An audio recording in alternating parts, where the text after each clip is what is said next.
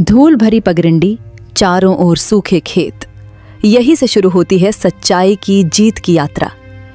गांव की पगडंडी, रामू और उसकी माँ चल रहे हैं। आसमान में धूप तेज है, खेतों में दरारें पड़ी हुई हैं। माँ, गांव में अब कोई काम नहीं बचा, न खेतों में पानी, न मजदूरी का कोई सहारा। बेटा, भूख बड़ी कठोर होती है, लेकिन मेहनत से डरना मत। भगवान मेहनत का फल जरूर देता है। हाँ माँ, अब मुझे कहीं और जाकर काम ढूंढना ही पड़ेगा। इस गांव में रहकर तो सिर्फ पेट की आग ही बढ़ेगी। दोनों एक बड़े नीम के पेड़ के नीचे रुकते हैं। माँ अपनी पोटली नीचे रख देती है। रामू, मैं बूढ़ी हो गई हूँ, मगर तेरी आंखों में जो उम्मीद दिखती है वही मेरा सहारा है। बस याद रखना, कभी झूठ या गलत काम का सहारा मत लेना। माँ, यही वादा है मेरा। चाहे कितनी भी मुसीबत आए, मैं सच्चाई का साथ कभी नहीं छोड़ूंगा। रामू की आंखों में भविष्य का सपना था, लेकिन उस सपने तक पहुंचने के लिए उसे गांव छोड़ना ही होगा। रामू दूसरे गांव की सीमा पर पहुंचता है। वहां हलचल है, लोग खेतों में काम कर रहे हैं, बच्चे दौड़ रहे हैं और बाजार में रौनक है। यहाँ तो रौनक है, शायद किस्मत भी यही मोड़ ले। वो एक बड़े घर के सामने रुकता है। दरवाजे पर चौकीदार बैठा है। भाई जी, ये घर किसका है? अरे, ये सेठ श्यामलाल का घर है। पूरे इलाके में सबसे बड़ा व्यापारी। अनाज का गोदाम है इनके पास। क्या उनसे मुलाकात हो सकती है? मिलना तो आसान नहीं, लेकिन कोशिश कर लो। रामू दरवाजे के भीतर चला जाता है। वहां श्यामलाल बैठा हुआ हिसाब किताब लिख रहा है। नमस्ते सेठ जी, मैं नए गांव में काम की तलाश में आया हूँ। मेहनत करने से पीछे नहीं हटूंगा, बस ईमानदारी का एक मौका चाहिए। बहुत लोग आते हैं, बड़े बड़े वादे करते हैं, लेकिन जब गोदाम का काम सौंपा तो चोरी करके भाग गए। मैं अब किसी पर भरोसा करने से डरता हूँ। सेठ जी, आप मेरा इम्तिहान लीजिए। मुझे भूख सहनी मंजूर है, लेकिन बेईमानी कभी नहीं करूंगा। ठीक है, गोदाम में अनाज की रखवाली करनी होगी, लेकिन ध्यान रहे, अगर जरा सी भी गड़बड़ हुई तो गांव से बाहर निकाल दूंगा। आपको मेरा वचन है, मैं कभी आपकी उम्मीदों को टूटने नहीं दूंगा। रामू को काम मिल गया, लेकिन यह सिर्फ नौकरी नहीं थी, यह उसके जीवन का सबसे बड़ा इम्तिहान था। चारों तरफ अनाज के बोरे, लकड़ी की अलमारियां और हिसाब किताब की कॉपियां। अब यही मेरी दुनिया है। हर बोरे, हर दाने की जिम्मेदारी मेरी है। रामू सुबह से रात तक काम करता है। बोरे गिनना, हिसाब लिखना, सफाई करना। कई बार रात को भी जागकर पहरा देता है।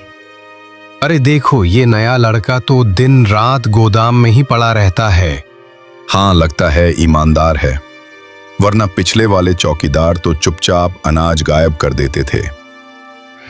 एक दिन श्यामलाल खुद गोदाम में आकर देखता है। रामू, मैंने सोचा था तुम भी दूसरों जैसे आलसी होगे, मगर तुम तो हर दाने का हिसाब रखते हो। सेठ जी, जब भरोसा दिया है तो निभाना भी मेरी जिम्मेदारी है। तुम्हारी ईमानदारी देखकर मुझे सुकून मिला है। 1 महीना भी नहीं हुआ और चोरी तो दूर, अनाज की बर्बादी भी नहीं हुई। रामू पहली तनख्वाह लेकर अपनी माँ के पास पहुंचता है। माँ घर के आंगन में बैठी चूल्हे पर दाल पका रही है। माँ, देखो, मेहनत और ईमानदारी का फल मीठा होता है। वो माँ के हाथ में पैसे रखता है। माँ की आंखें भर आती हैं। बेटा, तेरे पिता भी यही कहते थे, सच्चाई से बड़ा कोई हथियार नहीं। आज तूने उनकी बात सच साबित कर दी। रामू के चेहरे पर संतोष था, परंतु यह तो बस शुरुआत थी। असली इम्तिहान अभी बाकी था। अचानक अफवाह फैलती है कि अनाज गायब हो रहा है। गांव का मुखिया श्यामलाल के साथ गोदाम पर आता है। सेठ जी, सुना है कि आपके गोदाम से बोरे गायब हो रहे हैं। मुखिया जी, कुछ गड़बड़ लग रही है। रामू, क्या तुमने कुछ लिया है? नहीं मुखिया जी, मैं अपनी माँ की कसम खाकर कहता हूँ, मैं कभी चोरी नहीं करूंगा। रामू पर आरोप लगना उसके लिए सबसे बड़ी चोट थी, लेकिन उसकी आंखों में सच्चाई की चमक अब भी बरकरार थी। गोदाम के बाहर भीड़ इकट्ठी थी। हर कोई कानाफूसी कर रहा था। सवाल एक ही था, क्या सचमुच रामू ने चोरी की? रामू, सोच समझकर जवाब देना। कई बोरे गायब है, सबकी नजरें अब तुम पर हैं। मुखिया जी, मैंने कभी गलत काम नहीं किया। अनाज मेरी जिम्मेदारी था और मैंने हर बोरे का हिसाब लिखा है। रामू, अगर सचमुच तुम बेगुनाह हो तो साबित करो, वरना मुझे तुम्हें निकालना पड़ेगा। देखा, आखिर नया लड़का भी चोर निकला। नहीं, मुझे लगता है रामू सीधा सादा है। शायद कोई और चाल चल रहा है। रामू के लिए ये पल नुकीली तलवार जैसा था। एक तरफ उसकी ईमानदारी, दूसरी तरफ पूरे गांव का शक। रामू घर लौटता है। माँ आंगन में इंतजार कर रही है। बेटा, ये कैसी अफवाह है? लोग कह रहे हैं कि तूने चोरी की है। माँ, ये झूठा इल्जाम है, लेकिन पूरा गांव मुझ पर शक कर रहा है। बेटा, जब इंसान सच्चाई के साथ होता है तो भगवान उसका साथ नहीं छोड़ता। डर मत, सच खुद ब खुद सामने आएगा। हाँ माँ, मैं हार नहीं मानूंगा, अपनी सच्चाई साबित करूंगा। रामू रात भर हिसाब किताब की कॉपियां देखता है। हर पन्ना, हर नंबर। यहां तो कोई गड़बड़ी नहीं, फिर बोरे कहाँ गए? वो सोच में डूब जाता है। अचानक उसे याद आता है पुराना चौकीदार जो गोदाम में चुपचाप आया जाया करता था। हाँ, वही आदमी जिम्मेदार है। उसने ही बोरे निकाले होंगे। रामू ने ठान लिया कि जब तक असली गुनाहगार सामने न आए वो चैन से नहीं बैठेगा। अगली सुबह रामू गोदाम के पीछे छिपकर निगरानी करता है। पुराना चौकीदार धीरे धीरे आता है और बोरे खींचकर बाहर ले जाने लगता है। रुक जा, सच सामने आ ही गया। भीड़ इकट्ठी हो जाती है। मुखिया और श्यामलाल भी पहुंच जाते हैं। माँ, मैंने बस थोड़े बोरे लिए थे, सोचा कोई ध्यान नहीं देगा, तो ये हरकत तुम कर रहे थे और इल्जाम रामू पर लगाया गया।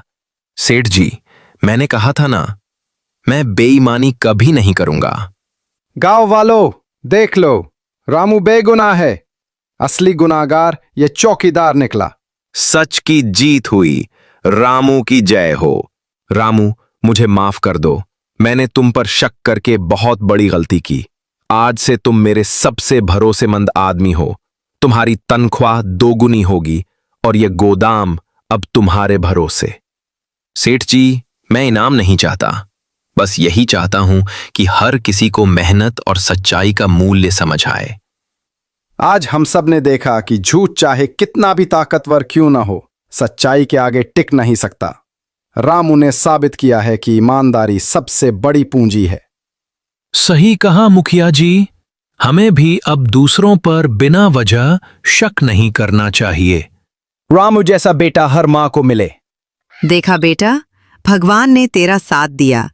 तेरी सच्चाई ने तुझे सिर ऊंचा करके खड़ा कर दिया। हाँ माँ, अब मुझे यकीन है कि मेहनत और ईमानदारी से बड़ा कोई धन नहीं। गांव के चौपाल में, खेतों में और हर कोने में अब सिर्फ एक ही चर्चा थी, रामू की सच्चाई की जीत।